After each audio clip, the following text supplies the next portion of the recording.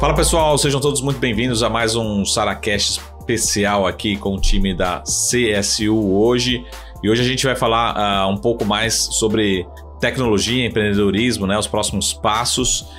E lembre sempre também que você pode escutar o SaraCast na sua plataforma preferida aí de podcast, tá? Mas sempre também semanalmente aqui na BMC News. Então hoje a gente está aqui com o time da CSU. Obrigado, Pedro. Obrigado, Fabiano, pela presença. Prazer enorme.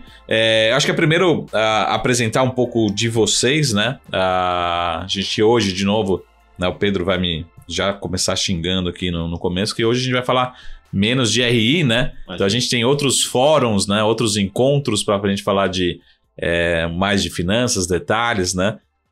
E inclusive, né, já recomendo todo mundo, entra lá no site, se cadastra, né, tem toda a comunicação. E hoje a gente vai falar um pouquinho mais, vamos dizer assim, da barriga no balcão, né, do que é a empresa por trás, do que, eu digo, do que foi, do que é e do que será a empresa, o setor, né, as tendências. Então acho que já passar um pouquinho para o Fabiano. Obrigado, Fabiano, pela presença e explicar um pouco da sua atividade dentro da empresa, né, qual que é a responsabilidade, e depois a gente passa um pouquinho do segmento, enfim, das tecnologias. Eu acho que hoje não tem ninguém que não conheça o que é uma inteligência artificial, né? Embora esse conceito, né, Fabiano, já queria fazer uma pergunta, não é um conceito exatamente novo, né? Assim, acho que ficou hoje muito popular. Popular também porque as ações mais ligadas, principalmente ações do pessoal que nos acompanha aqui, não param de subir, né? Mais ligadas a esse conteúdo. Mas eu digo assim que citando um exemplo aqui, ele é um conceito que existe desde sempre, né? Por exemplo, você está lá no seu e-mail, né? De repente chega lá um spam, né? Uma propaganda no seu e-mail. Provavelmente o Google tem milhões, bilhões de dados e fala assim, pô, esse e-mail talvez seja bom para esse tipo de cliente, né, investidor, né? Mas, enfim, estou passando um pouquinho o cavalo na frente aqui. Então, primeiro, falando um pouco da sua atividade, né, da sua responsabilidade dentro da companhia, da CSU digital, e também depois a gente fala um pouquinho mais sobre, começar já falando sobre inteligência artificial, né, que acho que é um dos focos principais aqui hoje. Bacana. Agradecemos aí o convite. Acho que muito bacana poder participar desse espaço. Obrigado.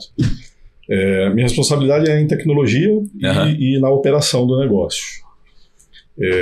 Então a gente está, como você disse, com a barriga no balcão de verdade, né? Todo o time ali produzindo os serviços que a gente fornece para os nossos clientes.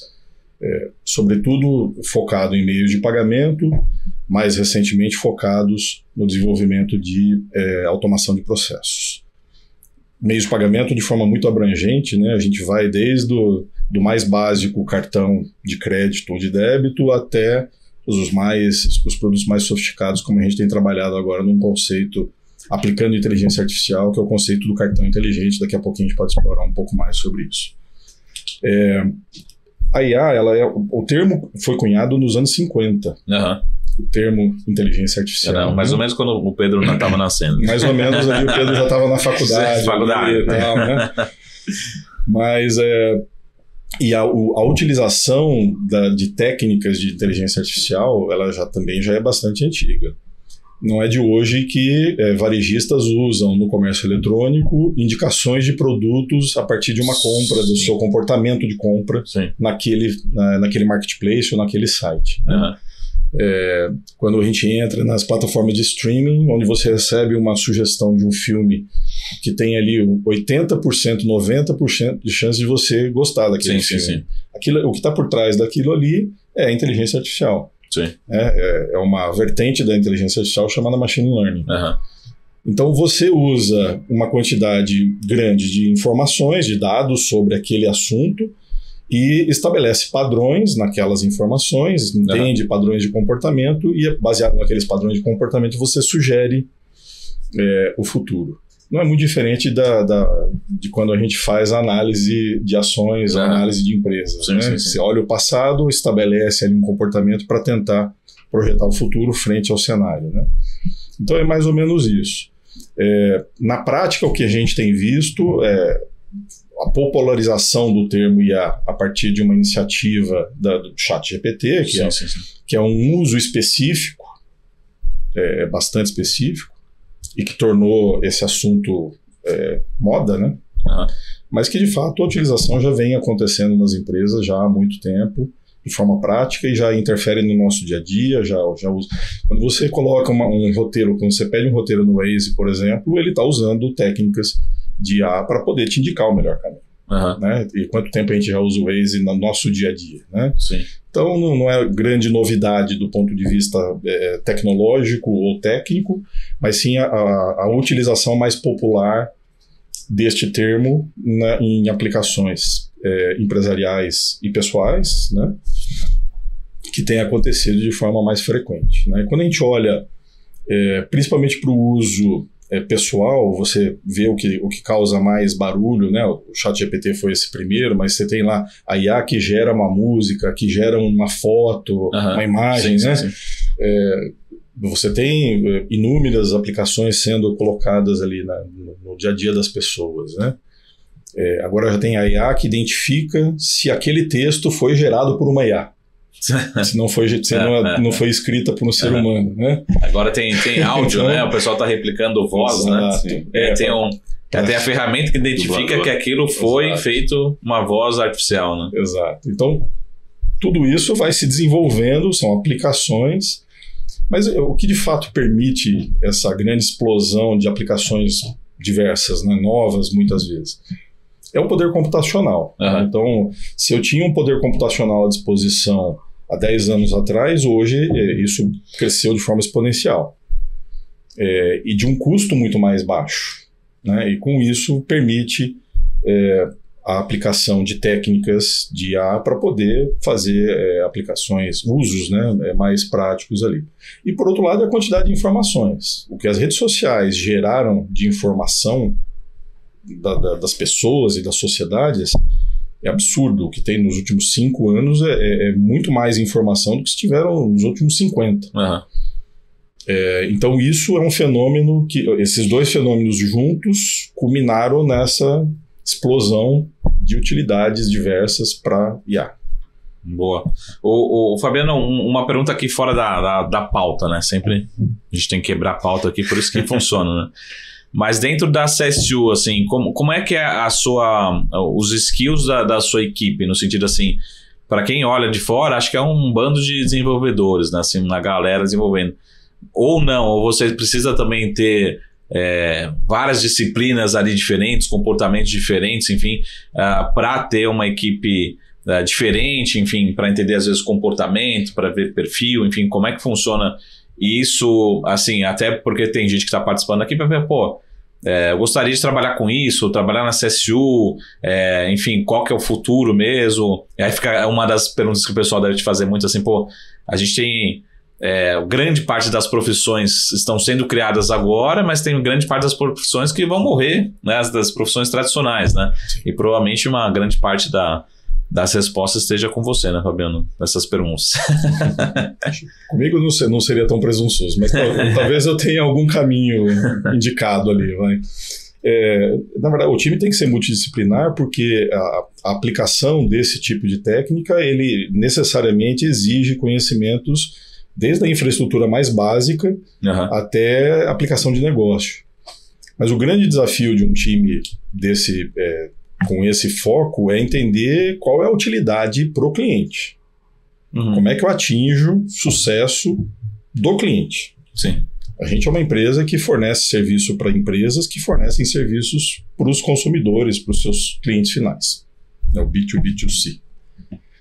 Se a gente não conseguir entender como é que eu traduzo um código, como é que eu traduzo uma infraestrutura em algo que seja útil para que o meu cliente tenha sucesso no mercado, para que ele se diferencie no mercado, se eu não conseguir fazer essa conexão, eu não sou eficiente e não vou prosperar. E a equipe, da mesma forma, tem que ter esse objetivo. Então, o maior desafio que a gente tem não é técnico, apesar de ter desafios técnicos importantes, sem dúvida. A formação de mão de obra no Brasil é um desafio importante. Sim. O conhecimento está sendo muito desenvolvido, né? O conhecimento de ponta está sendo muito desenvolvido lá fora. Aqui a gente tem ainda mais tímido, né, esse desenvolvimento, né, de inovação, se comparado com outros mercados, né? Mas o desafio maior que eu vejo é esse, conectar o que está sendo proposto de tecnologia com alguma coisa útil, alguma coisa que o cliente de fato vai perceber valor naquilo e vai usar no mercado de maneira a ganhar a competição, ganhar o espaço dele frente aos competidores. Porque as ferramentas estão todas à disposição para todo mundo. Sim, sim. Né? Da mesma forma que eu tenho uma ferramenta de um grande fabricante de tecnologia, você também tem acesso a ela. Como é que a gente vai usar de forma diferente isso e de que maneira a gente aplica para que a gente conquiste o mercado? Acho que essa é a grande pergunta aí, né? Você sabe que eu, quebrando de novo a pauta, e é uma provocação assim, eu acho que até no Brasil, até a gente tem, de certa forma, alguma capacidade de gerar bons cérebros, né? Então, não há dúvida. Mas eu acho que a gente tem uma incapacidade de reter eles, né? Assim, a gente até desenvolve, mas, por exemplo, por que a gente não tem uma meta nossa? Não, o brasileiro foi lá para se associar ao Zuckerberg lá fora, né? E deve ter gerado receita para o Brasil, mas 90% ficou lá fora, né?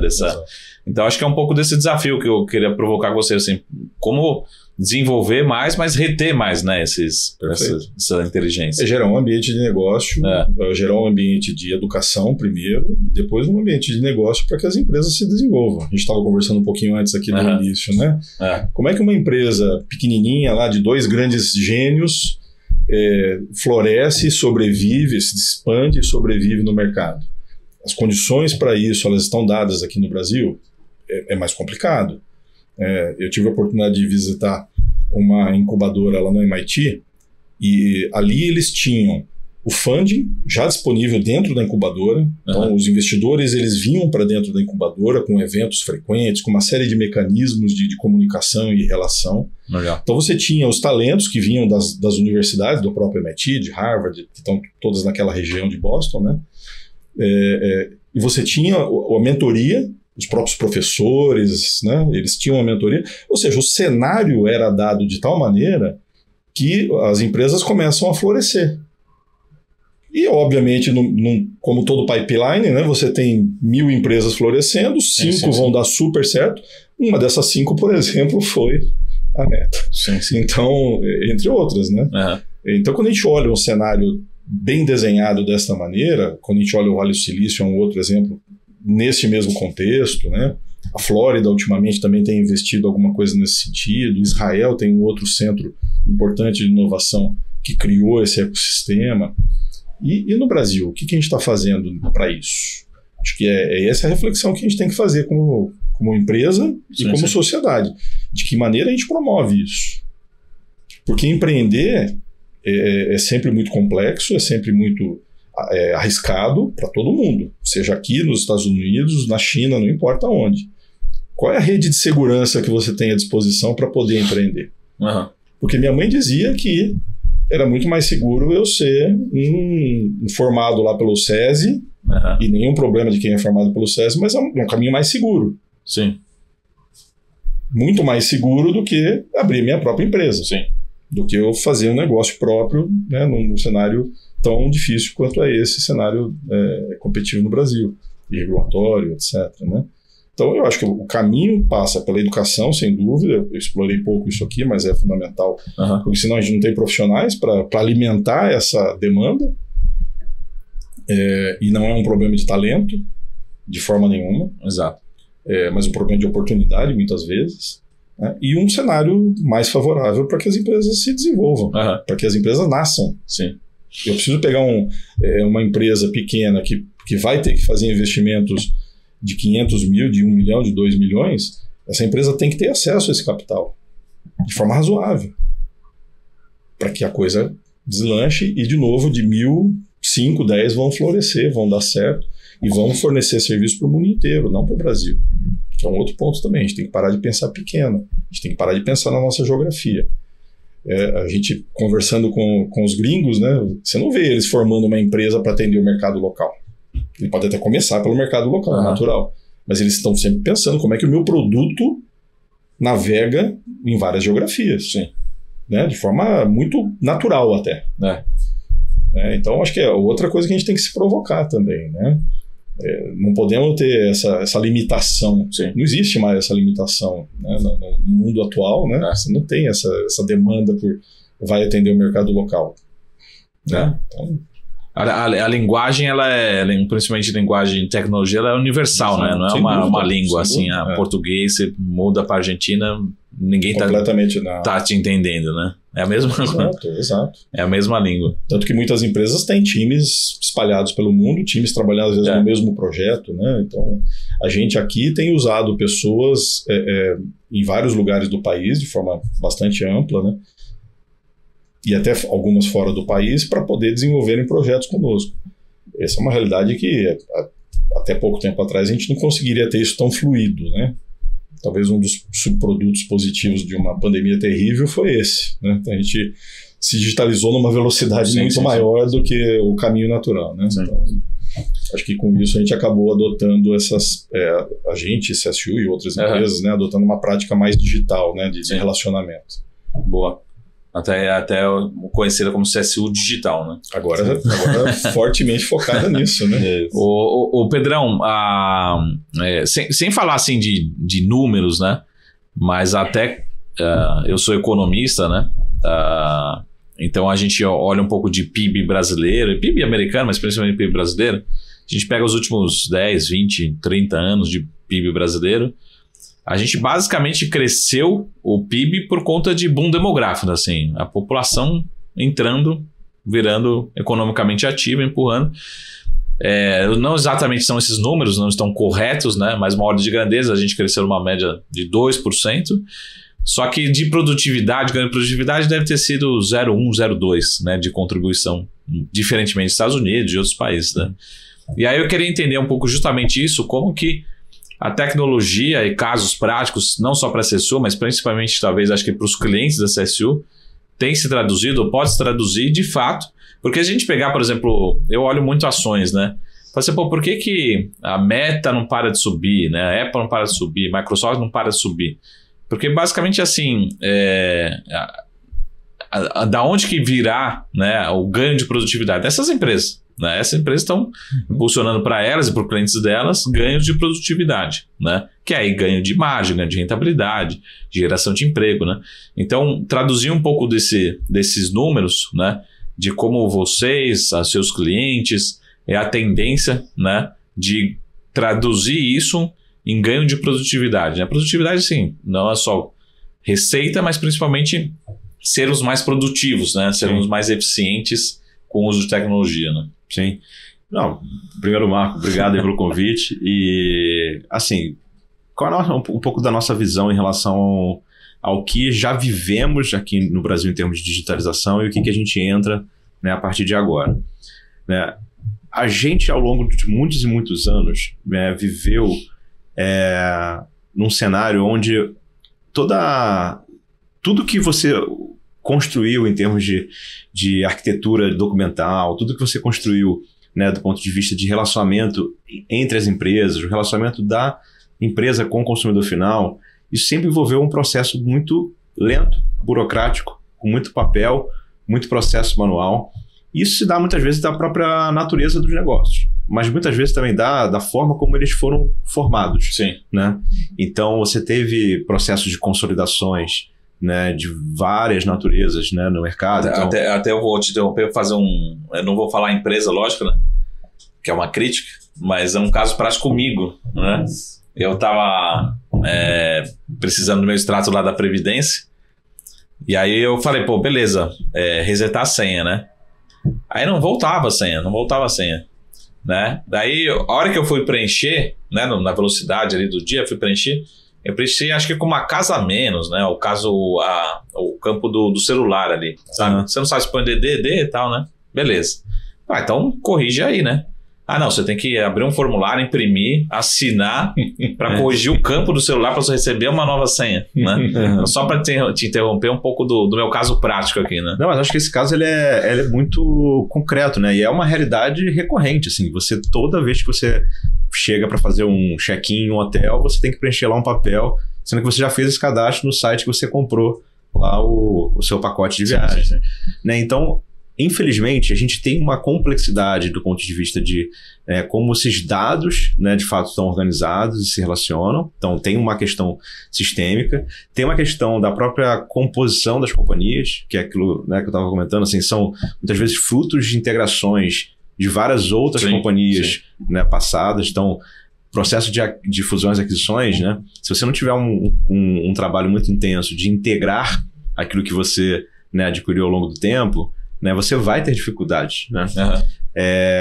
E aí, o que acaba isso aqui desdobrando, né? Você acaba desdobrando, né, por um lado, num atrito muito grande com a ponta, né? A experiência de uso e consumo, né? Como essa, né? A experiência de uso e consumo ela é muito ruim, né? É frustrante você no seu dia a dia ter que lidar com essas situações. Mas, por outro lado, para as companhias, você entra num cenário onde quanto mais você cresce, pior fica, né? O que é contra-intuitivo, né? Porque é isso, se você está crescendo e você cresce de forma desordenada, o que acaba acontecendo é que em algum momento você se vê em um caos. E aí você não consegue nem explicar por que você começou a perder margem, por que você não está entregando de fato né, um resultado adequado vis-à-vis o tamanho da tua companhia, né?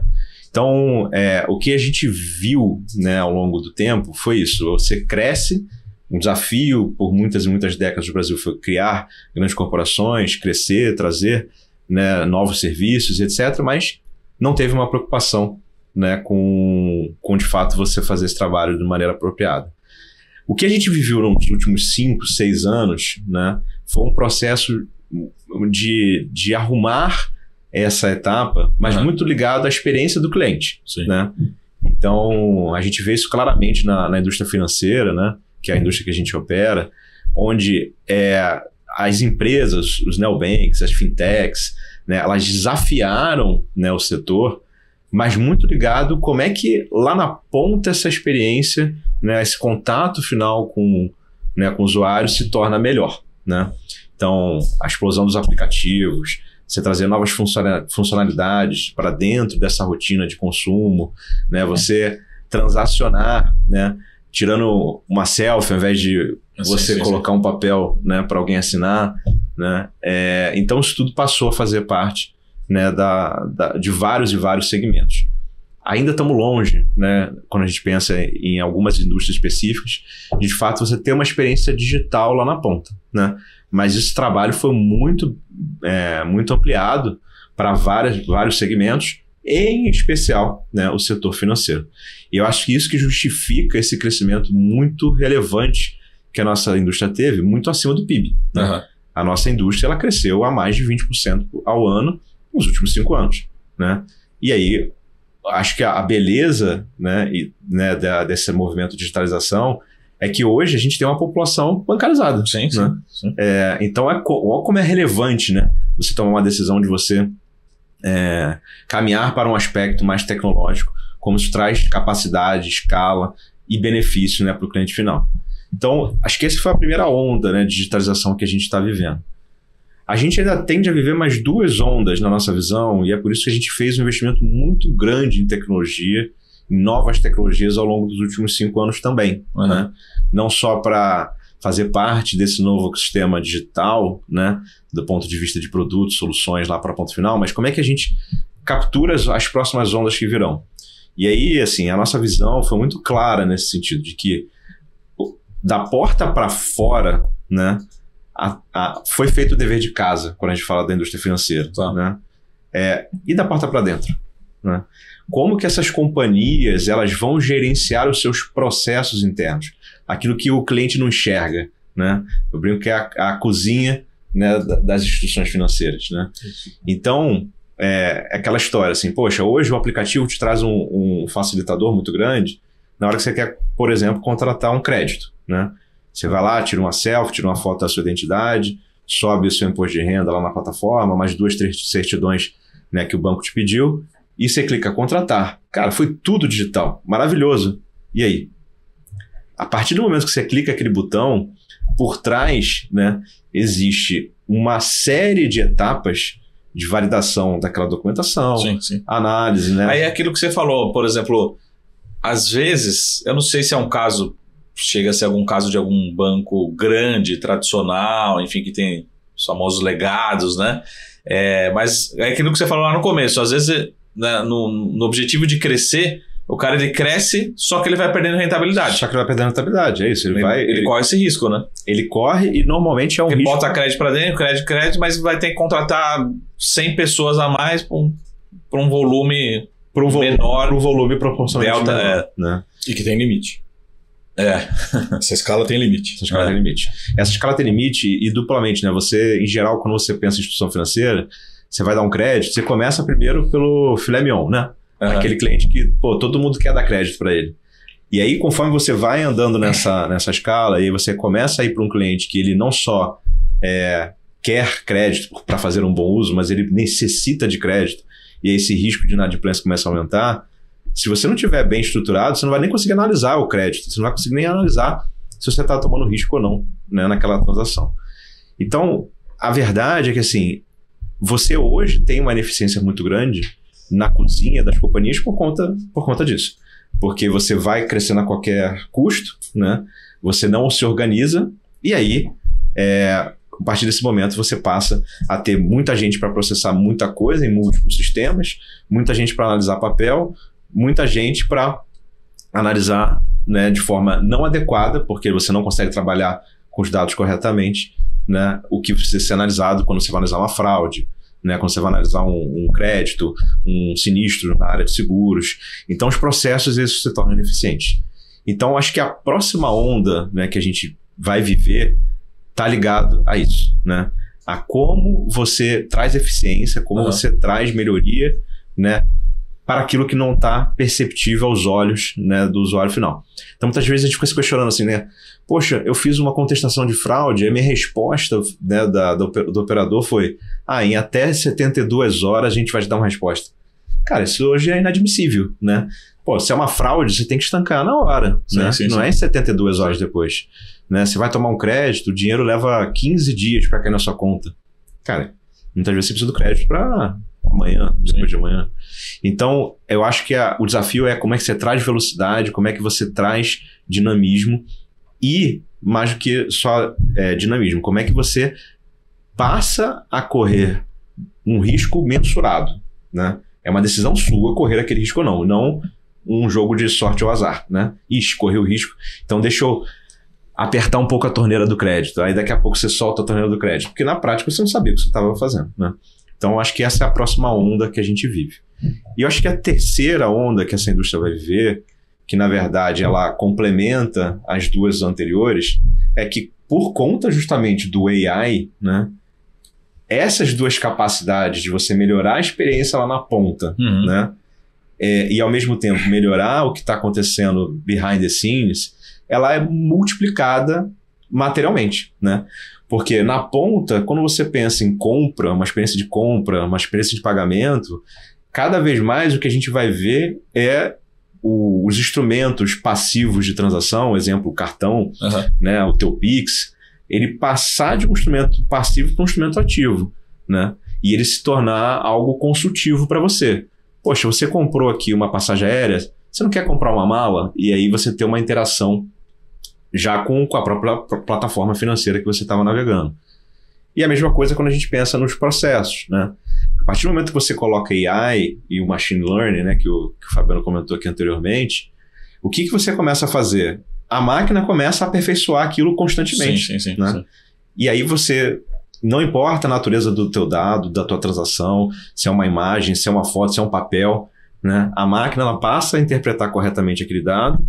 E a partir do momento que esse dado entra numa esteira de processos, você passa a operar bem esses processos. Então, eu diria que a gente está vivendo uma fase espetacular, né, da indústria financeira. Várias outras indústrias estão caminhando para lá, né?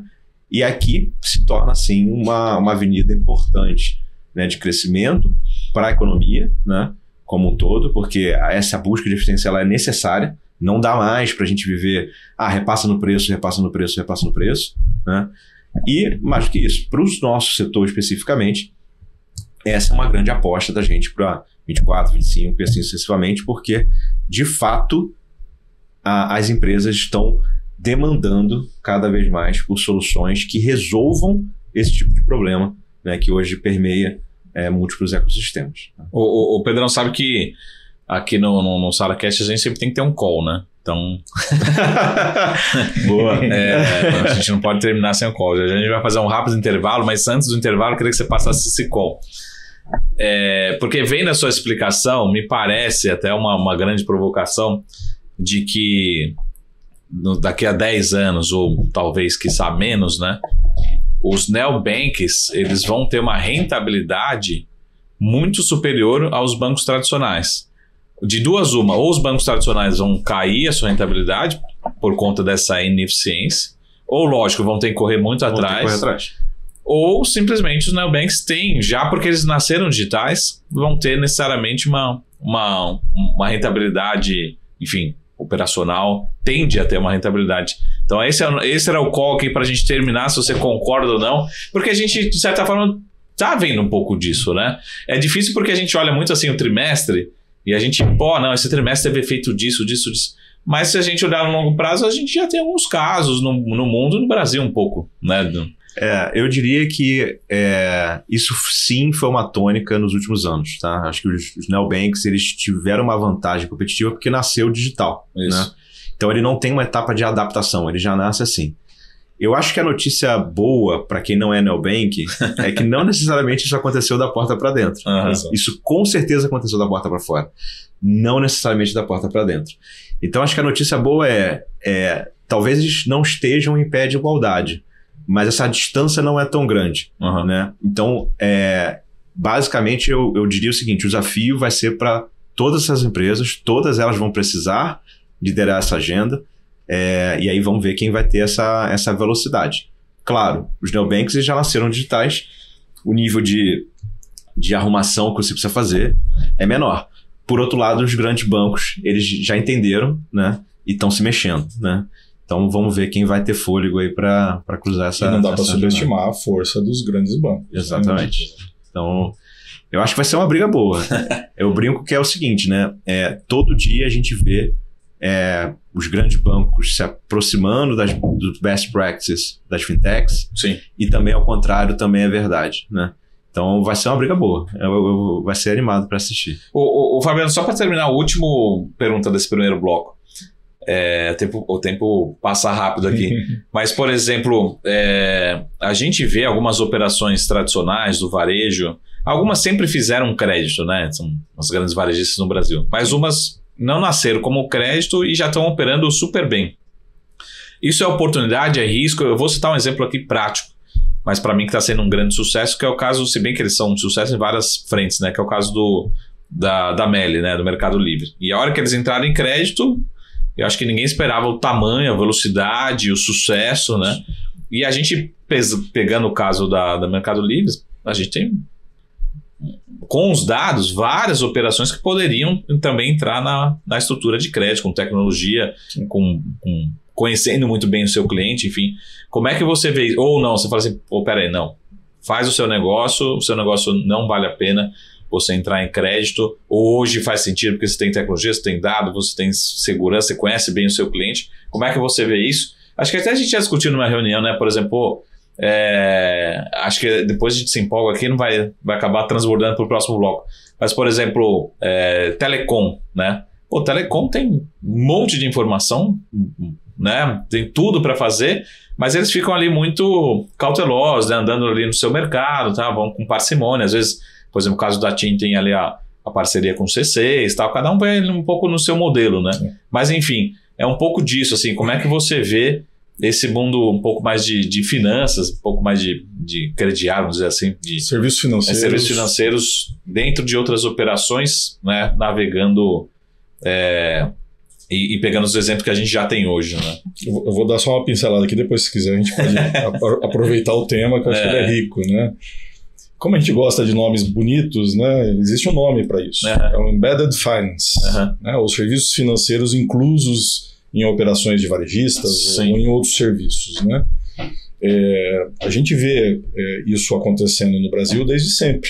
Sim.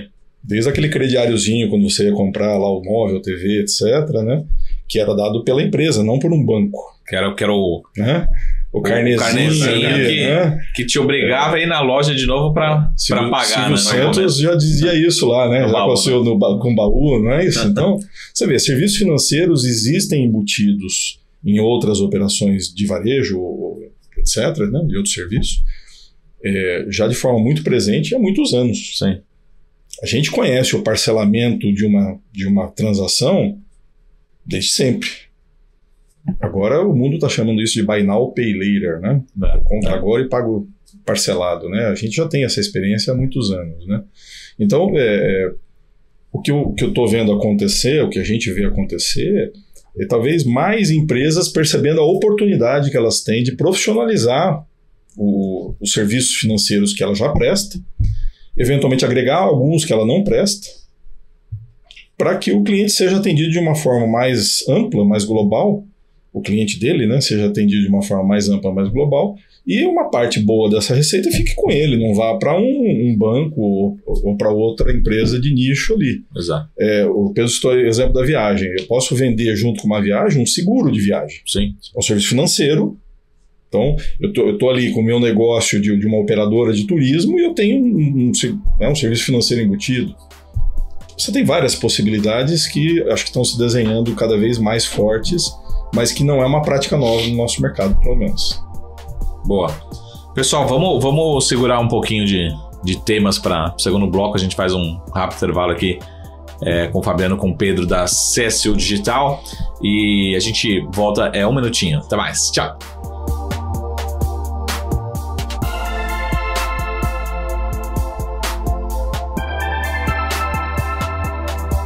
Fala pessoal, estamos de volta aqui ao nosso SaraCast especial com o time da CSU Digital. E hoje a gente vai continuar nesse bloco falando. Fabiano, eu queria falar um pouquinho sobre um conceito de tecnologia. Para quem não é do setor de tecnologia, que a gente olha de inteligência artificial e acha que é tudo a mesma coisa. E como você falou, tem a inteligência generativa. E é aquela pergunta, né, Pedrão? Você fala assim, pô, caramba, acabei de responder os dados lá, né? Já fiz um atendimento semana passada, pergunta tudo de novo. Pera aí, me fala seu telefone, né? Me fala seu CPF, né? Isso é um exemplo, nem sei se esse é um bom exemplo. Mas como é que é o conceito usado na prática, né? Para os seus clientes, enfim, para a indústria financeira, do conceito de IA generativa? Qual que é a diferença entre essas duas, né? E principalmente o que muda para B2B e B2C, né? Ou seja, para as empresas e para o cliente final, esse conceito, né? Sem querer dar aula, mas só um pouquinho de conceito aqui para a gente se localizar, né? A IA generativa é uma das vertentes de uso de técnicas de IA. Machine Learning deriva para isso. Na IA generativa, como conceito, o próprio nome já diz, ela, com base em uma série de informações, ela gera uma nova informação. Ela cria algo que não existia naquela base. Então, quando eu pergunto alguma coisa lá no ChatGPT, ele se baseia na informação que ele tem à disposição dele, né? Que são milhões e milhões de sites e informações públicas do qual o ChatGPT tem acesso. O número pode não estar exato aqui, mas é na casa de 30 bilhões de variáveis que ele usa para poder compor uma resposta. Uhum. Então, aquela resposta que ele cria, é como o nome diz, ele gerou aquela criação, aquela resposta. Ele criou algo novo a partir desta base que estava à disposição dele. Então, esse é o conceito de IA generativa. Aí você tem um uso de conversação, que é esse exemplo do ChatGPT, público, onde você usa dados que estão à disposição na web de forma geral. E agora a gente tem visto já aplicações empresariais. Então, que estão baseadas em informações dos sistemas da empresa, do contexto daquele cliente ou daquele grupo de clientes, dos serviços da empresa. Então, de uma forma mais privada, usar o conceito semelhante para eu poder atender um cliente. Então, eu vou fazer uma identificação de um cliente numa chamada. O senhor Marcos, o senhor tem aqui o seu nome, seu RG, me diz o nome da sua mãe, etc., para saber que você é você. Essa identificação positiva já pode ser feita hoje a partir de uma interação com a máquina. Sim. Né? Pode ser por chat ou por voz, inclusive. Né? Porque ele já vai conseguir entender o que você está dizendo para ele, bate contra um banco de dados que a empresa já tem para fazer a identificação positiva. Né? Se você pensar que, eu estou dando só um exemplo de um processo muito simplesinho que a gente passa com frequência. É um processo que demora 30, 40 segundos para fazer. Se você pensar isso em milhares de interações num dia, Isso já tem um peso importante, né? Quando a gente está falando de rentabilidade ou de eficiência, é esse tipo de coisa que a gente está dizendo. É trazer para as empresas o uso da IA aplicada a processos práticos que tragam ganho de eficiência, né? Quando eu olho para um processo de fraude, por exemplo, de fraude numa transação financeira, né?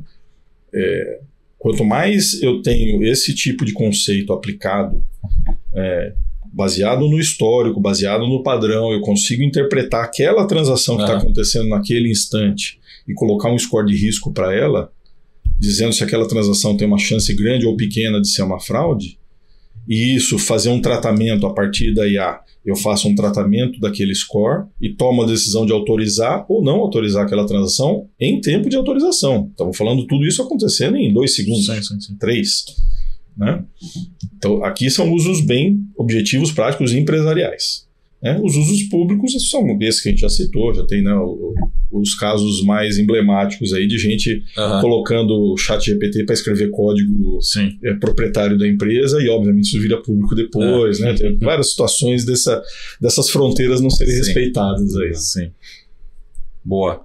O Pedrão, acho que um pouco para vocês dois, né? A pergunta e como a gente tem tempo escasso, se a gente conseguisse traduzir isso um pouco dos exemplos práticos que vocês já estão vivendo, né? Ou seja, assim, como vocês estão conseguindo traduzir para vocês, na verdade, lógico que para vocês, mas principalmente para os clientes, B2B, B2C, mas exemplos práticos, assim, não só financeiros, né? Mas acho que financeiro é uma consequência, mas de produtividade, de velocidade, né, de ganho de escala, de ganho de segurança, enfim, como vocês conseguem traduzir, né? Eu sei que acho que nas apresentações públicas lá de RI já tem um caso ou outro, mas para deixar registrado assim, aqui, cada uso da inteligência artificial no ganho de produtividade, rentabilidade, velocidade, segurança, né, seja para vocês, mas principalmente para o cliente e para o cliente final, né, o famoso não só B2B, mas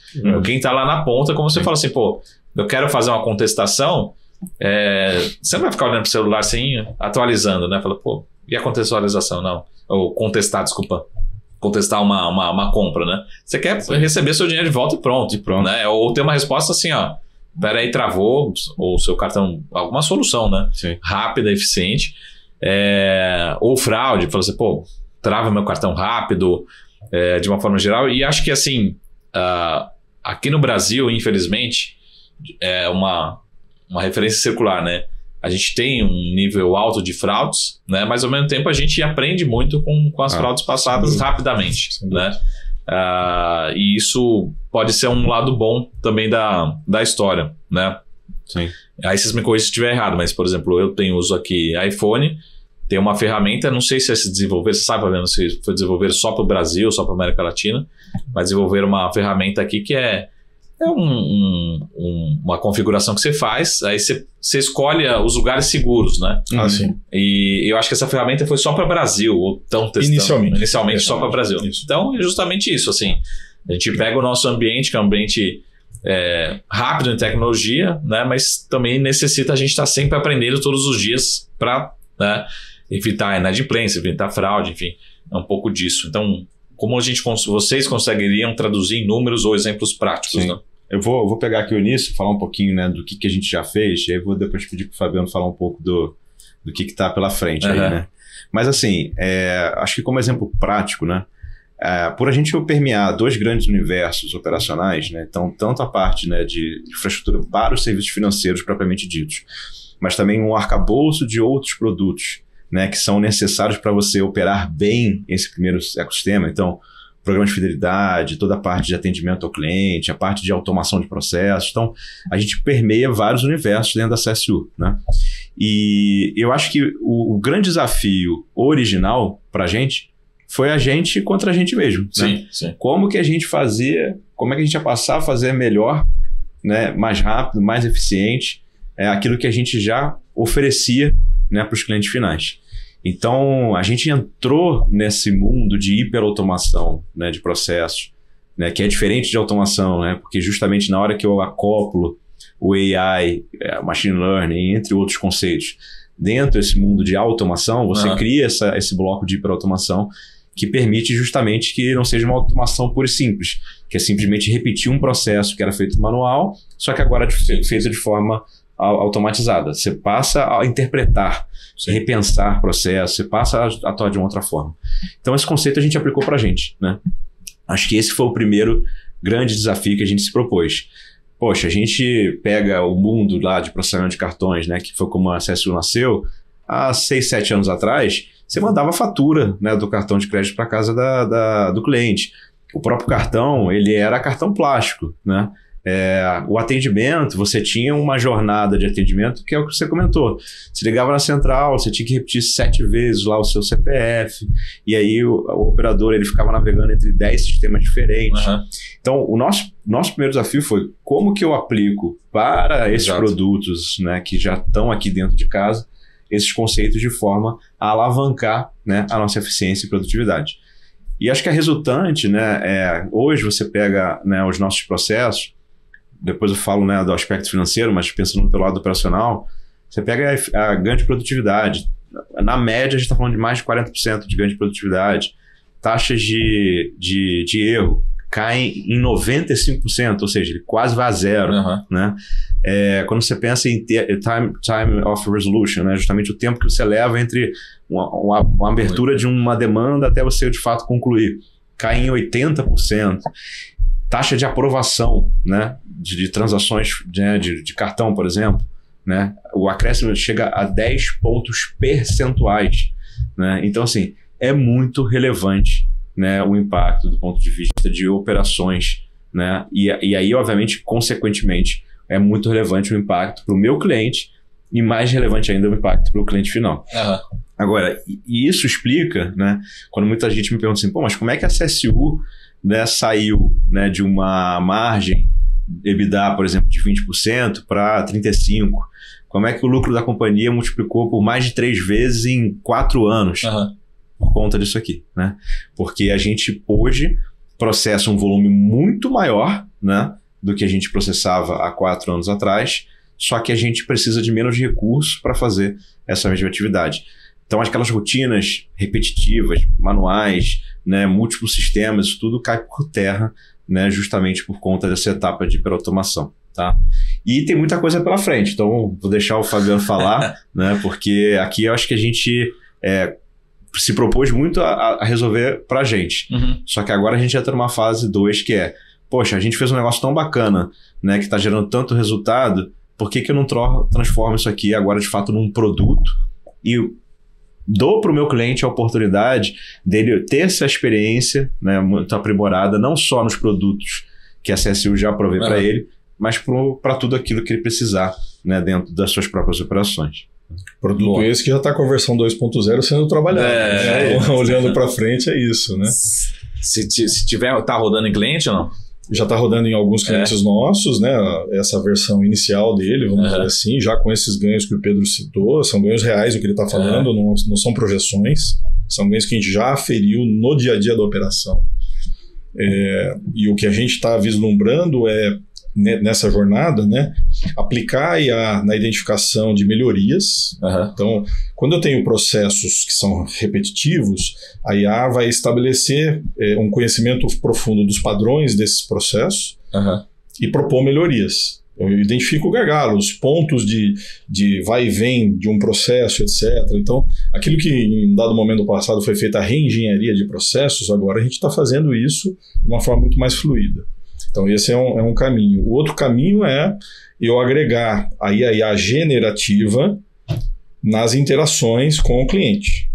Então, eu deixo de ter um ser humano fazendo, por exemplo, o que eu trouxe aqui, a identificação do cliente. Sim. Eu não preciso ter um ser humano falando para você, tentando identificar se você é você, perguntando dados básicos ali. Eu posso muito bem ter IA generativa fazendo isso. E deixo um ser humano para tratar de algo mais sofisticado, de algo mais complexo, né? Para entender muitas vezes a dor que você está sentindo ali para poder direcionar. E um terceiro ponto é usar a IA para ajudar esta pessoa que está te atendendo, esta pessoa que está te suportando. Eu coloco a IA para turbinar o conhecimento, as ações que essa pessoa pode ter. Então eu uso a IA como um cérebro biônico daquele operador, daquele analista que vai estar te atendendo. Então eu tiro as atividades repetitivas, eu tiro as atividades corriqueiras e ainda coloco um suporte para acelerar a tua capacidade de resolver o problema do cliente. Então, com isso, é a próxima fronteira que a gente está vislumbrando aí para esse processo de hiperautomação. E isso, assim, só deixando um pouco mais evidente, o que acontece? Quando você para olhar hoje, né, o portfólio que a CSU ela detém, por conta justamente desse ferramental, eu saio, né, de uma empresa que atendia banco, sim. cooperativa de crédito, seguradora, varejo, eu passo a atuar com qualquer um. E eu acho que o mais interessante, se a gente somar os dois movimentos, né, se a gente passa a atuar resolvendo as esteiras, né, as tratativas, os relacionamentos que uma empresa tem, seja online ou offline, com aquele cliente final, e somando a tua pergunta lá de trás, de que essas mesmas empresas elas não querem parar no seu core, elas querem ir além e começar a oferecer serviços financeiros, é exatamente a jornada que a gente quer percorrer, né, com essas empresas. Então eu entro, arrumo, né, o que ele tem lá de dificuldade de gestão no dia a dia na operação dele, não tem nada a ver necessariamente com finanças, e gradativamente, até por eu estar integrado sistemicamente a essa empresa, passar a conhecer aquele usuário final, eu consigo até direcionar melhor a oferta de serviços financeiros que ele já quer ter, né? Então, eu basicamente começo a subir na escala de valor, né, com essas companhias. Então, para a gente, isso se tornou uma mudança estratégica muito relevante. Muita gente às vezes pergunta, então vocês viraram uma empresa de hiperautomação? Não, eu continuo sendo uma empresa de serviços financeiros, mas essa mudança, né, nessa estratégia de entrada no cliente, de aproximação do cliente, você começar a abarcar vários outros produtos, você não vai encontrar, né, nada no mercado, né, similar. Tá? Então, é aqui que a gente está focando os nossos esforços. E às vezes serviço financeiro a gente pensa muito no B2C, né? Mas às vezes pode ser um serviço financeiro dentro de um conglomerado, né? Por exemplo, sei lá, uma Coca-Cola. Tem seus distribuidores, seus fornecedores, seus parceiros. Exatamente. Né? Até, lógico, que pode chegar na ponta final, mas também pode ficar... Você tem muito dinheiro transitando dentro de uma Ambev, né? Entre as marcas, entre os distribuidores. A seguradora com seus corretores, né? A indústria com os seus distribuidores e com os seus lojistas, e assim por diante. Você tem essa oportunidade muito ampla. Porque a gente pensa, acho que justamente essa transformação digital da CSU, né? Para quem acompanha a CSU desde do IPO, a gente pensava justamente isso, com a cabeça do B2C final transacionando via um cartão de crédito, né? Perfeito. E talvez isso seja, lógico, que o DNA ainda, né, da companhia, mas daqui para frente prestando serviço independente da transação que ocorra. Né? E usando esse DNA da melhor maneira. É um DNA de serviços de missão crítica, que também são aplicados a essa nova realidade. É um DNA de segurança da informação, que é super importante nesse cenário. Né? A gente está lidando não só com informações financeiras, mas com dados cadastrais, com dados sensíveis ali perante a LGPD. Então você tem toda essa base que a gente constrói esses serviços em cima. Né? Pô, muito bom, obrigado pelo papo, passa muito rápido. Vou deixar o Fabiano, o Pedrão com certeza vai puxar a sardinha para ele, mas deixa os contatos, né? Acho que o contato mais fácil para se comunicar é através do Relações com o Investidor, mas também tem os contatos institucionais, né? No mesmo endereço, para quem quiser. Provavelmente também tem gente que vai através do RI para procurar conhecer mais a parte institucional, né? Enfim. Mas acho que o melhor canal talvez seja o do Pedrão mesmo, né? O Fabiano vai ficar bravo aqui, mas deixa deixa os contatos aí, site, enfim, outras redes sociais, como encontrar, registrar, né? E lógico, quem quiser não só de relações com investidores, mas quiser conhecer mais a companhia, serviços prestados, acaba virando um canal de comunicação também, né? Não, com certeza. Acho que a gente está sempre à disposição, né, para tirar dúvidas, falar um pouquinho mais sobre o que a gente está planejando, sobre a nossa estratégia. Então, a hora que precisar, né, os principais contatos sempre vão acabar sendo o RI mesmo. Então, né, o site ri.csu.com.br, ou o próprio e-mail ri@csu.com.br, né? Então tá fácil, né, de decorar. E, obviamente, tem muita informação também no nosso site institucional, csu.com.br. Então, é bem simples aí de achar a gente. E é isso, assim, acho que a CSU é uma companhia, né, que se propõe, de fato, né, a tá aí ajudando a transformar a indústria financeira. E, cara, a gente tem tanta coisa acontecendo que se a gente não estiver perto, né, das pessoas, ninguém vai entender o que a gente está fazendo. Então, contem com a gente no que precisar. Boa. Fabiana, deixa um recado final também. E aí eu queria fazer também uma última pergunta.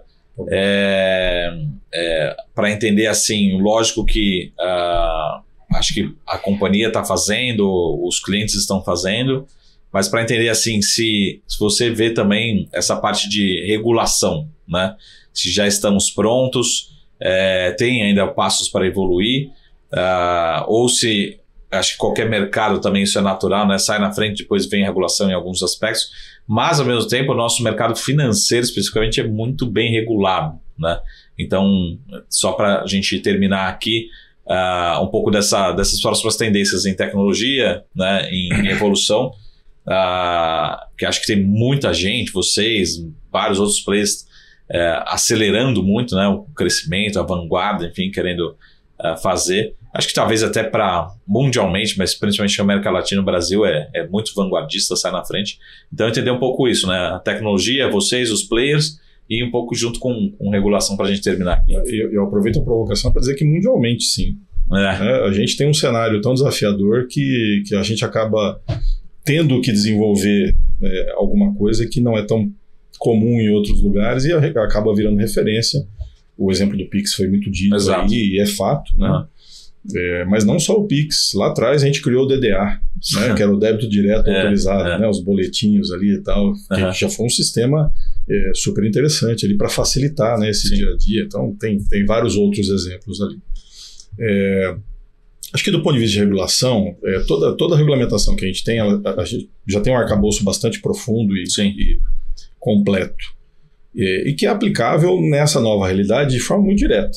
O que a gente está propondo aqui não é uma ruptura, né? Tem evoluções acontecendo, né? Sim, existe uma discussão mais filosófica da aplicação da IA.